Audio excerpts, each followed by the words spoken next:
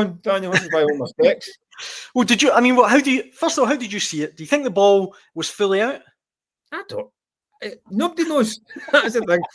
I mean, that picture on this now looks like it's out, doesn't it?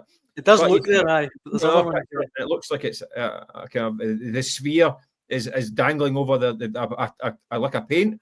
So I don't even think the argument is now whether it was in or out. It's more whether or not they can conclusively say it was in or out, and the use of VAR to decide that it was out when it looks like there's not really enough evidence to suggest it was. So I would then make a decision on probably, which VAR isn't for probably. VAR is for clear and obvious. Aye. So if the on-field team don't think it's out and VAR probably thinks it's out, it's not good enough to overturn it. It's not strong enough to overturn it. So I think it should have stood for that reason. It is an instant that we don't have the full gold-plated package for VAR, unfortunately. So our angles aren't quite up to snuff sometimes. It's can be a bit blurry. Our lines are drawn by Etch-a-Sketch at times when it comes to some of these offsides, but we've got the kind of VAR light because that's all the clubs want to pay for. Aye. If we want to get these decisions right 100%, you're going to need to get the gold-plated super duper ultra HD package, which is expensive. And again, it's back to human beings operating it.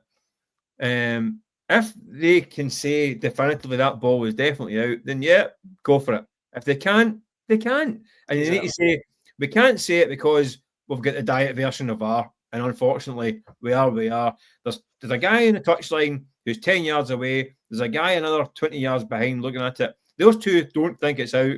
Therefore, we can't get involved.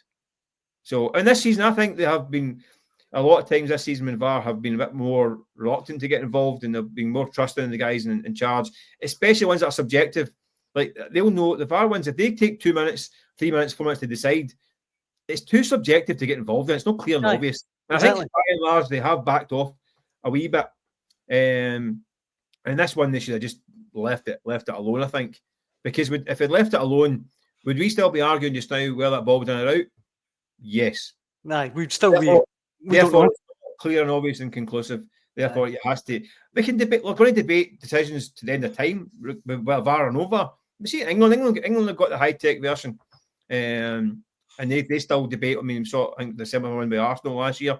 We've seen it, so we're going to debate it. But I think we're debating. If they're debating it 4 days later, it's not conclusive. We can't make decisions on that basis. So that's you've summed it up perfectly, Mick.